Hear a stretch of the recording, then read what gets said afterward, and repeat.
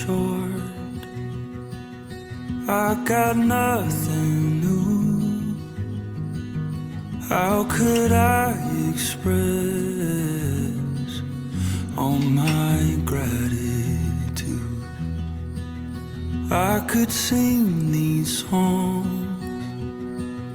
as I often do, but every song must end, and you never do. So I throw up my hands and praise you again and again, 'cause all that I have is a hallelujah.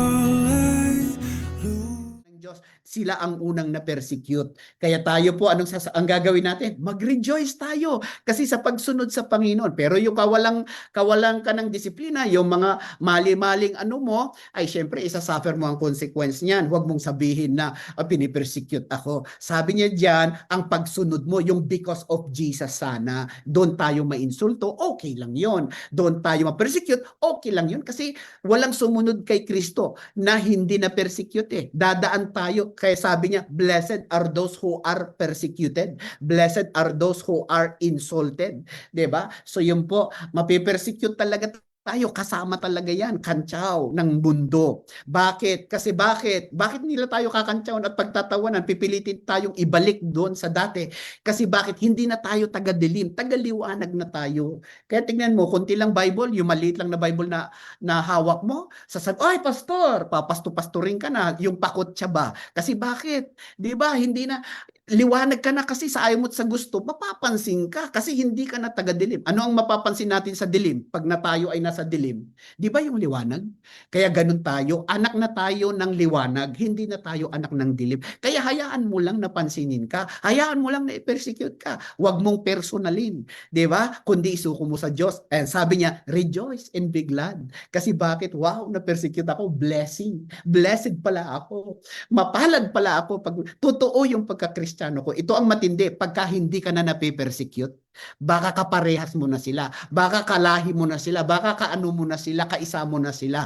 Pero hanggat hindi ka nandoon yung pagre-rejoice natin. Nasa tama tayo. Kaya hanggang ngayon, nandun pa rin yung persecution ko. Hanggang ngayon, nandun pa rin yung pagtuligsa nila sa amin. Di ba? Pero okay na, hindi ko na inaano kasi I know it.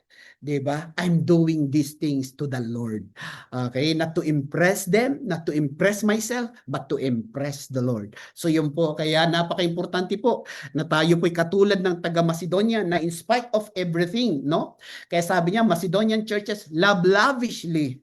Kaya ito ang heart natin na maging puso o yung puso ng Torco Church na giver, love lavishly. Okay? Love lavishly. Okay? Kaya makita nyo naman dito sa Vienna, inabot natin ang Finland. O, nung una ay talagang dito na yung mga pamasahe namin dyan, dito namin nire-refund. Tinulungan tayo para maabot, para ma-establish namin kayo. 'Di ba? Kaya sa yung pamapamasahe ko papunta-punta diyan, hindi ko kaya 'yan kasi ilan lang naman ang swelduhan ng pastor. 'Di ba? Pero tinulungan po tayo ng Mother Church para maabot namin kayo diyan. Pero tingnan ninyo, lavishly nagmahal sila dito for God's glory, no? Ganun din sana tayo, mag-abot din tayo sa iba. Abutin naman natin, mahalin natin ang iba. Kaya yun po, kaya sabi niya rito, love is patient. Love is kind. It does not envy. It does not boast. It is not proud. Kaya ang totoong pag-ibig nagpapasensya. Okay? Kaya pagka kaya ang pag-ibig naghihintay. Okay? Kapag may nagsasabi sa iyo na i-date ka, dadaling ka ulit agad sa hotel, love is patient. Hindi yan tunay na nagmamahal kasi walang kapase-pasensya. Gusto niya agad. Gusto niya intimacy agad. 'Di ba? Kaya love is patient. Kaya yan ang basihan natin bilang anak ng Diyos. 'Di ba? May pagpapasensya ba? May kindness ba? Okay? Kaya ganun din sa paglilingkod natin sa Panginoon. Love is patient. Kung nasingitan ka sa pila, love is patient. Okay? Love is kind. Okay? It does not envy, no? Walang inggitan. Kaya sa loob ng church, walang inggitan, kundi palakasan tayo. 'Di ba? Kaya na nating mag-rejoice sa mga success ng iba. Minsan tayo pagka may, oy, nagtagumpay ka, oy, nasagot yung panalangin mo, sinagot ni Lord. Ikaw naman ay ano ka, may envy ka, 'di ba? Hindi ka nagre-rejoice, 'di ba? Malungkot ka ngayon. Kaya yung mukha mo malungkot. Kaya humahaba yung mukha pagka lumulungkot kasi naiinggit sa iba. Kaya yun po, ikakasama natin yan eh. Pero kung tayo ay nandun yung patience natin, love is kind, no? It does not envy. Kaya anumang tagumpay mo, mag-rejoice na lang ako. Papalakpakan na lang kita. Thank you. Mabuti ang Diyos sa buhay mo, kapatid. Go, go, go. More pa. 'Di ba? Sana ganun tayo. It does not boast. Okay? Hindi nagmamalaki. Okay? At hindi tayo magmamalaki. Hindi tayo proud. Pina-proud natin yung mga mabubuti sa buhay natin. Okay? Kaya yun po ang pag-ibig. It does not dishonor others. Okay? Kaya wag tayong nagsasalita ng negative sa iba. Okay? Alam niyo, pagka nagsasalita tayo ng negative sa iba, nagsasalita tayo ng curse sa iba, okay? Alam mo ba yung boomerang? Yung boomerang, pagka binato mo yung boomerang at hindi tumama sa target niya, babalik sa'yo. Ganun ang boomerang. At ganun minsan ang nangyayari. Nagkukwento ka ng hindi totoo, tingnan mo, nagbato ka ng salita, mamaya pag hindi tumama, dahil hindi totoo yung kwento mo, maayos yung tao, hindi naman siya talaga ganun, babalik sa'yo. Ikaw ang tatamaan niyan. Ganun ang boomerang. Okay, pag binato mo, 'di ba? Hindi naman totoo. Kaya kailangan maging maayos tayo. It does not dishonor others. Kaya pagka nagsisiraan tayo sa likod ng bawat isa, alam mo, babalik yung salita sa iyo. Kaya mag-ingat po tayo. Kaya maging mas maganda, magsalita tayo ng positibo na lang. Mag-appreciate tayo. Kaya yun po, kaya natin pinopromote ang word na appreciation. Nag-a-appreciate. Kasi bakit? Na-appreciate yung value ng iba. Pagkatingnan mo yung katabi mo, kung lalaki yan, sabihin mo, alam mo, isa kang gwapo. Kung babae, maganda ka, sister. Di ba? Di ba naaano sila? Di ba? Pero kung sabihin mo, alam mo, wala akong makitang cute sa iyo, 'di ba? Nanlulo mo yung kanyang mukha, 'di ba? Yung katulad ng isang ina, nakikyutan sa kanyang baby, "Ang cute-cute mo, baby." Duman yung alaskador, sabi, "Anong cute diyan?" 'Di ba? Nakakasakit ng damdamin. 'Di ba? Kasi bakit? Anak niya 'yun eh. Kahit anong itsura noon, mahal niya 'yun kasi bakit? Anak niya, 'di ba? Kaya magbantay tayo kasi ito sana ang espiritu sa church. Okay? Kaya this is not just about money. This is about giving, appreciation. It does not dishonor others. It is not self-seeking. Okay? Yung self-seeking, saan ako? Hindi lang nabanggit yung pangalan. Saan ako diyan? Nawala naman ako. Hindi naman ako nakilala, 'di ba? Self-seeker. 'Di ba? Kaya pagka ganun tayo, naku po, pero kung totoo yung paglilingkod mo, kahit hindi napapansin sa una, later on, pag tama ang puso mo, ibibless ka ng Diyos. Okay? So, it is not easily angered. Huwag masyadong mabilis magalit. Okay? It keeps no record of wrongs. Kaya yung mga pagkakamali, walang bilangan, wala sanang listahan ng mga pagkakamali. Okay, kaya every mali, every mga learned lesson ay kailangan pinag-uusapan at pagka tinapos na, tapos na. Walang listahan, walang anuhan. Kung dinil na tayo, nagpatawaran naman na kayo, 'di ba? Wala na, hindi mo na pwedeng ikwento ulit. Kaya sa mag-asawa, kung nag-away kayo ng tinidor last week, sana at clinose nyo na, nag-forgiven na kayo, kung mag-away sana kayo sa itong following week, sana kutsara na naman. Kutsara naman. Yung iba naman, wag na naman kayo babalik sa tinidor kasi tapos na yung tinidor. Dapat may pagtatapos. Okay? Dapat it keeps no record of wrongs. Okay? Love does not delight in evil, but rejoices with the truth. It always protects, always trusts, always hopes, always perseveres. Kaya nagpe-persevere tayo. Okay? Love does not delight in evil, but rejoices with the truth. Okay, hindi tayo nag-aanuhan dito, hindi tayo nagdi-delight sa evil. Okay? We speak truth. Okay? Kung mali, sasabihin namin, kapatid, tignan mo naman ito. Ano ito sa paningin ng Diyos? Tama ba ito? Paliwanag ba ito o padilim? Di ba? Kaya yung totoo na nagmamahal, sasabihin namin na may. Kaya kami din, magsasabi kami ng totoo at tama, 'di ba? Dahil nagmamahalan tayo ng katotohanan dito. Kasi mahal tayo lahat ng Diyos at mahal din natin ng bawat isa. Kasi bakit? It always protect. Kaya pinoprotektahan natin ang church. Okay? It always trust. Nagtitiwala tayo sa Panginoon at nagtitiwala tayo sa bawat isa. Nabubuuin natin ang church. Hindi natin sisirain ang church. Always hope. May pag-asa palagi. Huwag mong sabihin sa kapatid, alam mo, wala nang pag-asa. 'Di ba? Wala nang pag-asa sa iyo. Huwag mo namang ganunin, kundi magsalita ka, may pag-asa. Always perseveres. Okay? Always perseveres. Okay, number 2, going above and beyond in serving and inspiring others. Okay, by sharing their testimonies of tremendous suffering sa 8 verse 3. By sharing their testimonies of tremendous suffering, kaya napaka-importante yung pag-share natin. Kaya kayo mga kapatid, pakiusap ko lamang po na patuloy sumagot naman po tayo sa pagka nagte-text ang ating mga leaders, okay, na sila po ang nakaano sa inyo na mag-follow up po sa inyo, mag-remind po sa inyo, magmahal po sa inyo. Siyempre baguhan pa lang sila, pero umintindi din kayo. Kasi bakit? This is not their church. This is nagsiserve lang sila na parang nagsiserve lang sila na servant lang din sila nga nakatulad ko. Kaya palagi kong sinasabi kung paano ninyo sana kami na nire-respeto, respetuhin din nyo sila. Okay, kung gaano nyo kami ino-honor, i-honor nyo rin din sila kasi they represent us. Kaya yun po, kaya sabi niya kung may mga nagte-text sa inyo, mag-text din kayo, okay, hindi ako pwede ngayon. Di ba? Mahirap ba yung mag-text na hindi ako pwede? Wala akong time ngayon. Hindi ako pwede sa Thursday Bible study natin, sa Wednesday Bible study natin. Hindi ako pwede. Sana ho masanay na tayo ng ganun. Hindi tayo yung yung bang hahanap-hanapin, hahagilap-higilapin. Sin mood lang palagi. Mga kapatid, generous tayo. Sana makuha natin yung extravagant generosity.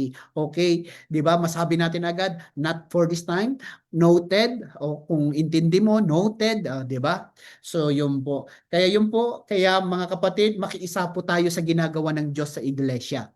Okay? So, they did not only survive but thrived. Okay? Huwag tayong magla-life group para mag-survive lang, kundi mag-thrive kayo.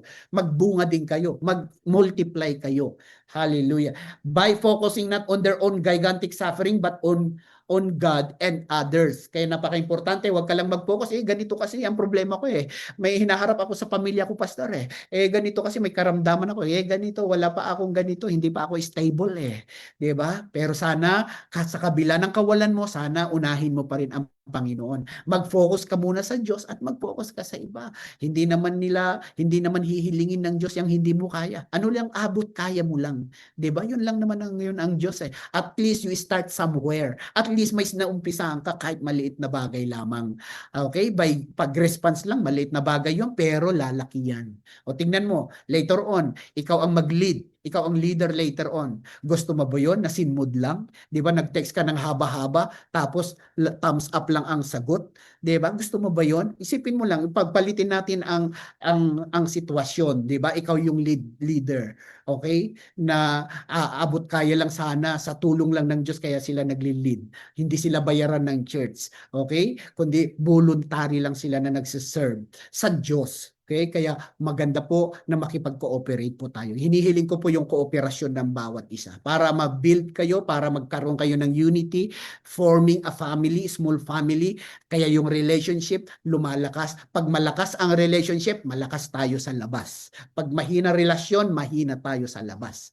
Kaya napaka-importante po na patuloy tayo po na mag-abutan sa bawat isa. Tulungan nyo rin yung leader ninyo. Tulungan din ng leader kayo. Okay? Ng mga member. Okay? By giving above and beyond their ability. Napaka-importante po ang giving above and beyond their ability. 'Di ba? Pwede namang katulad nga sa aking anak, napakaganda, naglaba na nga siya ng paplantsahin pa ba? 'Di ba? Parang ganon. Yes, kaya giving above and beyond our ability. Ganon tayo. Nag-follow up na nga. Ako pa ba ang mag-preach? 'Di ba? Mag-follow up na nga. Ako pa ba ang maglilibre ng pamasahe nila? Giving above. 'Di ba? Abot kaya lang. Okay? Pero nakita namin sa ganun na sistema namin at umpisa po namin noon sa ministry. Ngayon po, salamat po sa Diyos. 'Di ba? Alam namin, we know what we are saying. We know, we live what we are preaching, no? Kaya ito po yung mga testimony namin na matagal na panahon na ginawa namin sa buhay namin for the glory of God. Okay? So yun po, giving above and beyond their ability. 'Di ba? Ang dami mong ginawa, ikaw pa rin pala ang maghahatid. Ang dami mong ginawa, ikaw pa rin ang maghuhugas ng pinggan, 'di ba? So yun po, giving above and beyond. Kaya tignan mo, potential ka later on sa mataas. Potential ka sa prosperity. Potential ka sa future. Potential ka sa success. Kasi bakit maliit pa lang na bagay kaya mong isuko sa Panginoon. Kaya yung mga nagsasabi, Pastor, may nagsabi sa akin, Pastor, alam mo, pag nanalo ako ng sweepstakes, sabi niya, pag nanalo ako ng loto, sabi niya, bibili ako ng malaking simbahan. Ibibigay ko para maging church natin. Sabi ko, ang isip ko, yung offering nga nahihirapan ka, how much more sa malaking simbahan kung nanalo ka ng sweepstake? Diba? Kaya napaka-importante magsimula tayo sa maliit. Kung sa maliit na nakakitaan ka na ng Diyos diba? Hindi walang guarantee yung ganung pangako, diba? Kung yung maliit nga diba? Hindi mo magawa. Kaya sabi nga ng marami, parang ganito yung principle. Kung mamatay ako, Pastor, gusto ko pupunta ako sa langit. Kung yung church nga, hindi mo pupuntahan, yung langit pa kaya?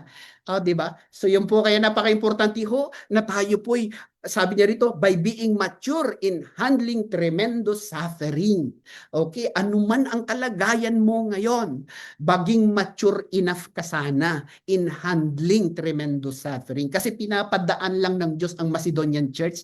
Season yon. Season lang yon. Di ba? Kaya tayo, may season na padadaanin tayo ng Diyos ng taglagas, 'di ba? Taghirap, tag-ulan, tagbagyo. Okay? So yun po, padadaanin tayo. Be mature enough in handling tremendous suffering. Hindi yung may problema ka, nanlulumo ka. May problema ka, ay nanghihina ka agad.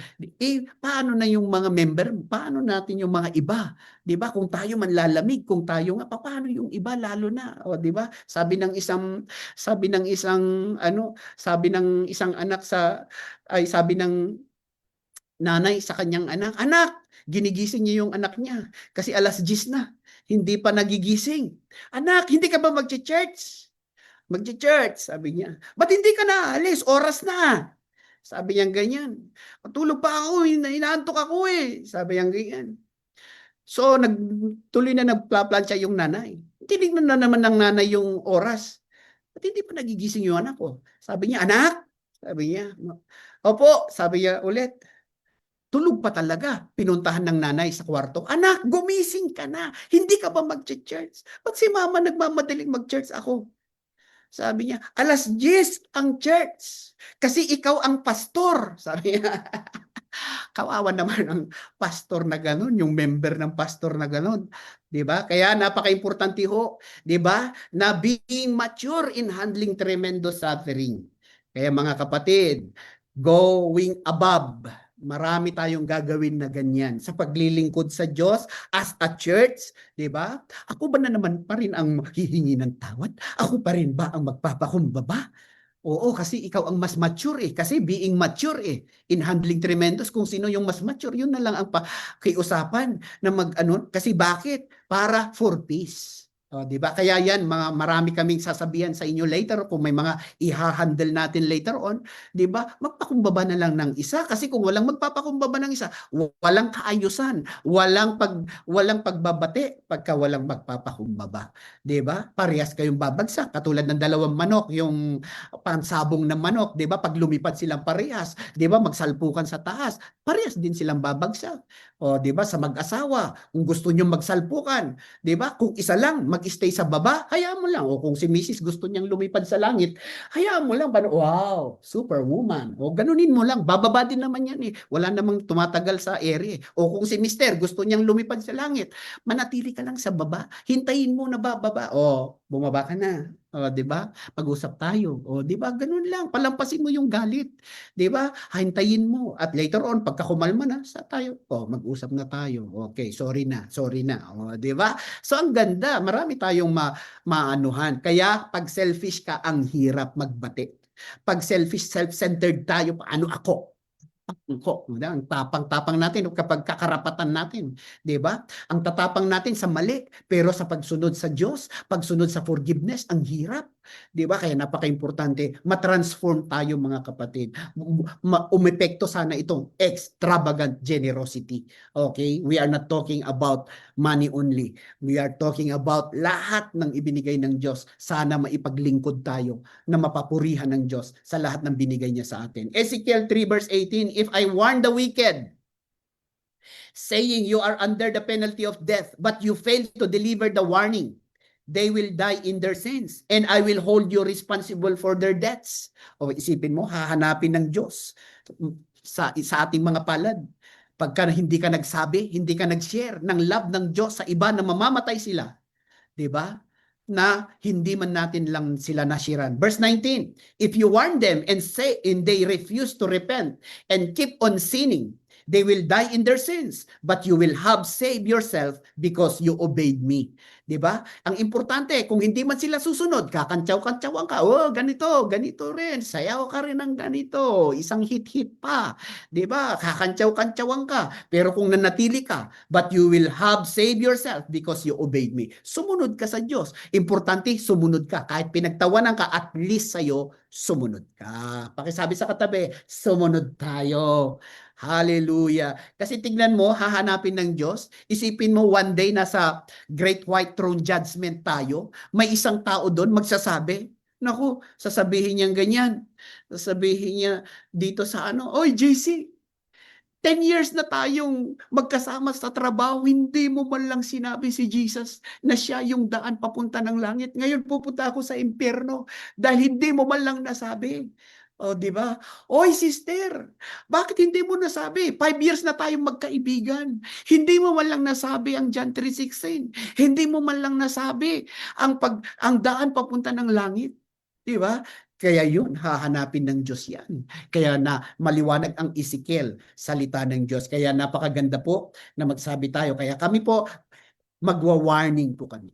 Hanggang doon lang kami. Hindi namin pwedeng pakialaman ang buhay ng tao, pero magwa-warning din po kami. Pero praise God kung mag-repent, no? At maligtas siya sa kasalanan, pero kung hindi siya mag-repent, magpapatuloy siya sa kasalanan, sa mali, out of control na po kami doon. 'Di ba? Ang Diyos na ang mag-deal sa bawat ganon. Okay? Kaya napaka-importante po yung pag-share ng gospel, pag-share ng love of God. Hallelujah, Jesus. Okay, Macedonian Church, sabi niya diyan, extravagant generosity are inspiration to us.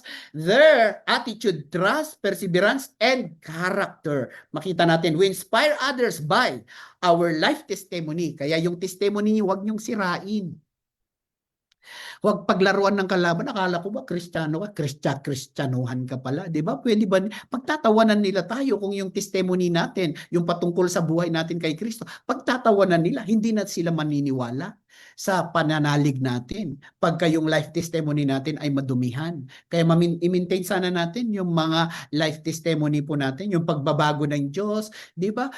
Yun po ang gagawin natin. Yun po ang isi-share natin. Victory over trials. Striving to grow in maturity until we reach our goal as fishers of men and discipler. Okay? Kaya striving to grow. Piliin nating lumago. Kinakantsawan ka, piliin mo lumago. Maka-smile ka, patient. Love is patient. Love is kind. I-apply mo yun, okay? Kinakantsawan ka, oh, I love you. I forgive you. I bless you, my brother, my sister, di ba? Ganun tayo na mag-respond sa mga kantsaw ng labas. Living an authentic life. Okay, kailangan ma-inspire natin sila. Kasi bakit? Totoo yung buhay natin. Hindi siya plastic, authentic siya. Okay, kaya yon, from plastic to authentic sana ang buhay natin. Nung tayo nagkaroon ng Kristo sa buhay, papa-authentic na tayo. Kasi hindi na tayo pwedeng mabuhay ng double character, kundi mabubuhay na tayo sa buhay na mula sa ating Panginoong Diyos.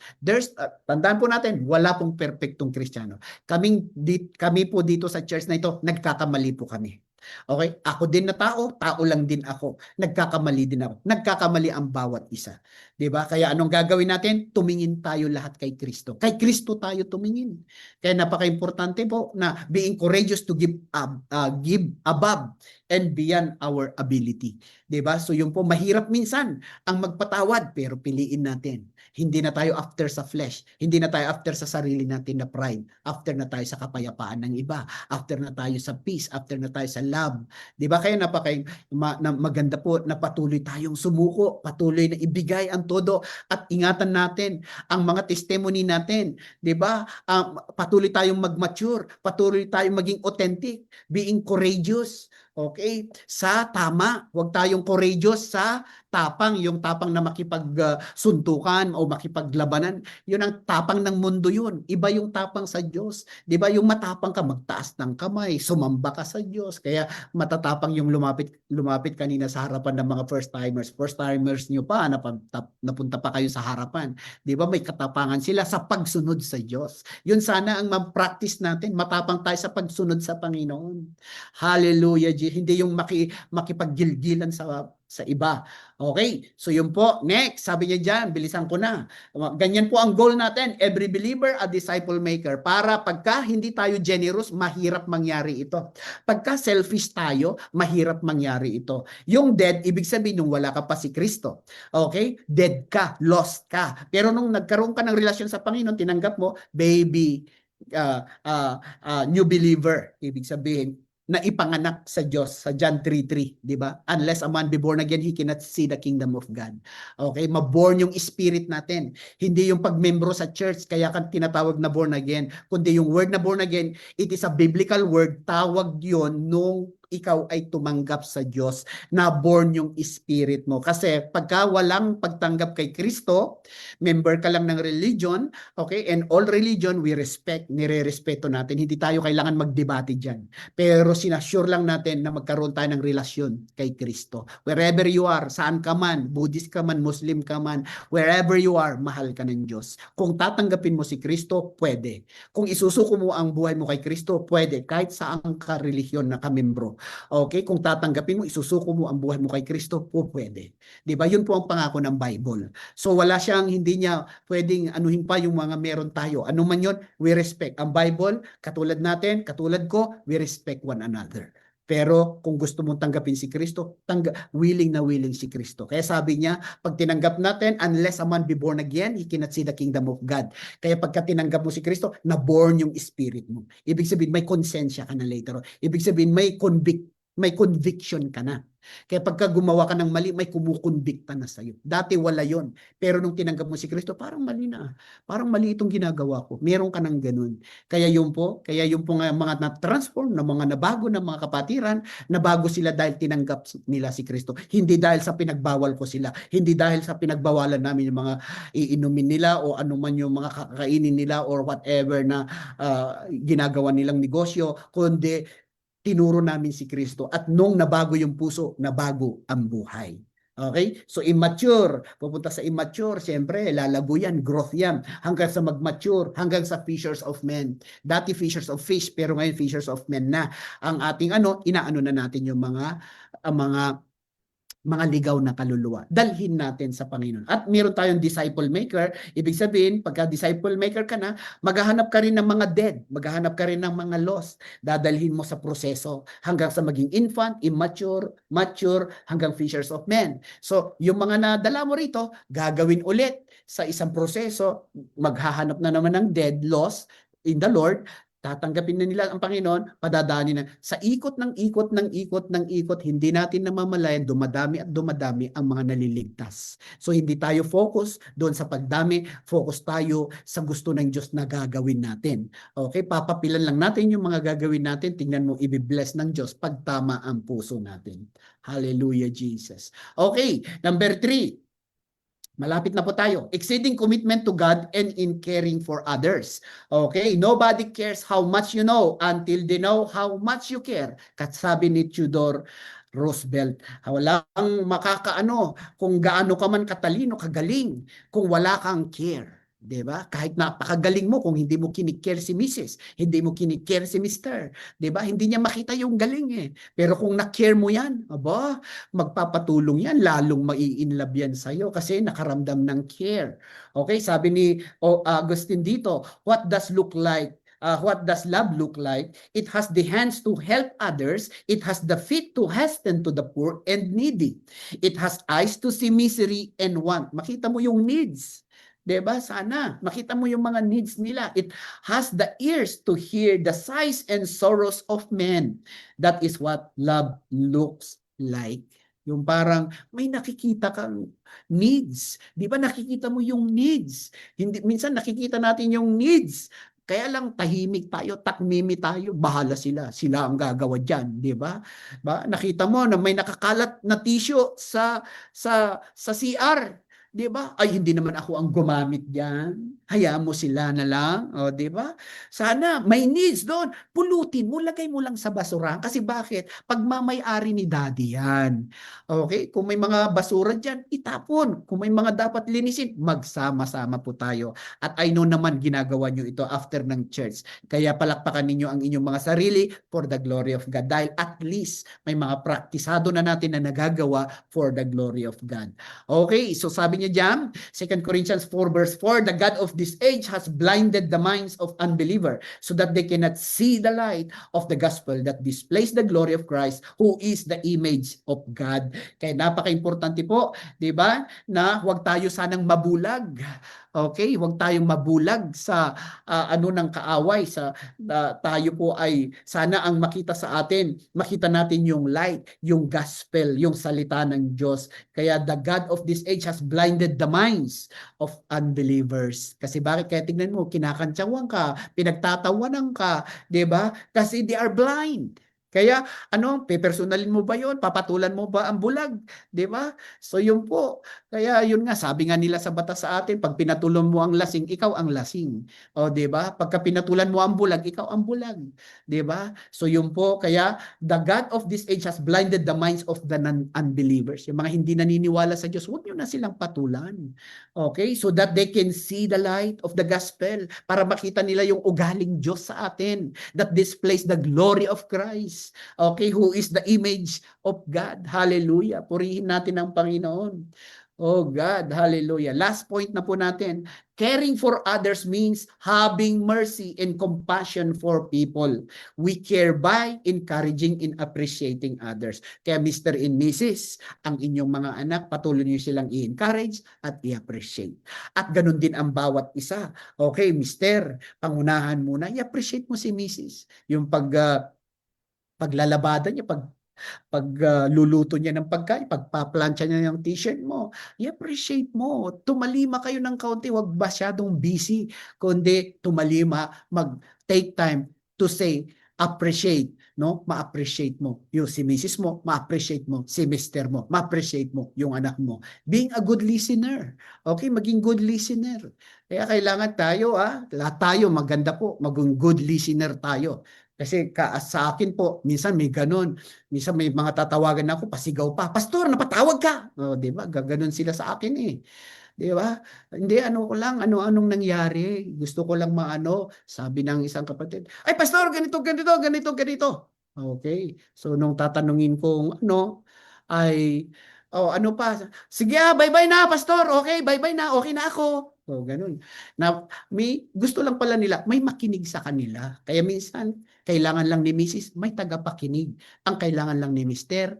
may makinig lang sa kanya. Kaya makinig ka na. Huwag ka munang, ay mas grabe, mas matalino yung lolo ko kaysa yung lolo mo. O, di ba? Tinauban mo agad yung kwento niya. Alam mo yon, yung ganon, nagkukwento ng about lolo. Alam mo yung lolo mo, walang sinabi sa lolo ko. Alam mo yung lolo ko? Yung lolo mo, sumisid lang sa karagatan, 2 hours lang. 2 hours lang nagsisid, ganun lang katagal sa karagatan. Alam mo yung lolo ko? Sumisid noong 1982. Sumisid siya hanggang ngayon, hindi pa lumilitaw. O, di ba? So mas, alam mo yun, yung gusto nating matauban palagi ang ating mga kakwentuhan. Kaya be a good listener. Kung hindi kailangan sumabad, huwag ka nang sumabad. Pakinggan mo lang kasi baka ang kailangan ng tao may makinig lang sa kanya. Praying for their needs. Ipag-pray mo na lang mga needs nila. Kaya we care.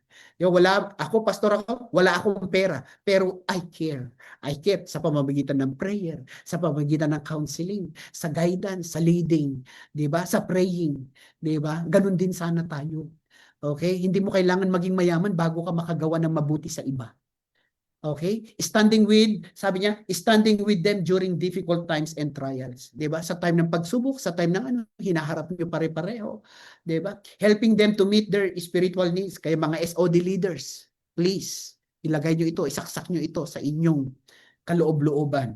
Kasi magtatagumpay ka. Ito yung mga susi ng tagumpay. Okay? Para magtagumpay tayo, maging successful tayo, fruitful tayo na SOD later. Helping them to meet their spiritual, mental, emotional, and physical needs. Teaching them the Word of God. Kaya nagtuturo tayo. Ganun tayo. Umaabot tayo sa bawat isa. We care, we encourage, we appreciate. At magsimula ito sana sa tahanan. Hallelujah, sa bahay natin. Okay? Kaya yun po, doon lamang po tayo. Kaya purihin natin ang Diyos. Makuha sana yung extravagant generosity. Nga ito po ay willing tayong mag-sacrifice para sa iba. Willing tayong kumilos para maligtas ang iba. Para mag-follow up tayo, magtiyaga tayong magtawag, magtiyaga tayong mag-imbita. 'Di ba? Magtiyaga tayong magdala ng mga pagkain kung kayo man ang naka-assign, 'di ba? Patuloy tayong maglinis sa church kapag tayo naka-assign din, 'di ba? Kasi lahat ng meron tayo pagmamay-ari ng Diyos. Yung asawa mo pagmamay-ari ng Diyos. Yung sweldo mo pagmamay-ari yan ng Diyos. Pagka ganun ang mindset natin, iingatan natin ang lahat kasi hindi lahat na meron tayo ay sa atin, kundi bigay lang yan ng Diyos. Okay? So para mangyari ang extravagant generosity. At yung para sa Diyos, ibigay natin yung para sa Diyos. Yung ikapu para sa Diyos, ibigay din natin. Sa larangan naman ng pagbibigay, di ba, ng offering, ibigay din natin yung para sa Diyos. Kaya tignan mo, bukas ang dorngawan ng langit. No, nakita po namin sa testimony po namin na mag-asawa, nakita po namin. Yan po ay isang minintain po namin sa buhay namin at lifestyle na po namin. Hindi na nag-i-struggle para ibigay yung para sa Diyos, pero nakita na namin every time na may needs, may provision ang ating Panginoong Diyos. Hindi kami mayaman sa pera, pero mayaman kami sa influensya. Pinagpala po ng Diyos ang lahat ng mga pananim. Kaya yung pagtatanim natin sa Panginoon, ang daming balik. Hindi lang pera ang balik, ang madaming pabor, maraming favor, maraming sa kaparaanan ng Diyos. Binabalik niya sa maraming kaparaanan.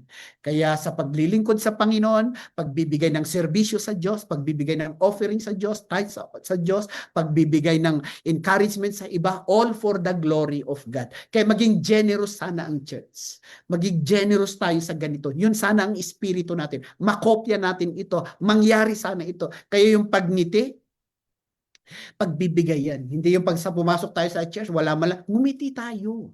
Okay? Every Sunday, nakangiti tayo para na-practice natin kasi ang daming stresses sa trabaho. Diba? Hindi tayo makangiti. Pero sa church naman, ngumiti naman tayo kasi bakit? We are nanggaling tayo sa light. We are not from darkness, but from sa Lord Jesus Christ, the light of the world. Hallelujah. Amen. Palakpakan po natin ang Diyos. Glory to God. Hallelujah, Jesus. Okay, tumayo po tayong lahat. Hallelujah. Salamat po sa pakikinig. At itaas natin ating kamay. Yung ating mga first-timers, kakausapin kayo ni Brother JC, sina si Sir Josie, para lalo ninyong mabibigyan kayo ng consolidation. Iko-consolidate kayo ng kaunti para mag-share po sila patungkol sa gospel kasi hindi ko po magawa po dito kasi for general approach po lahat. So I throw up my hands and praise you again and again.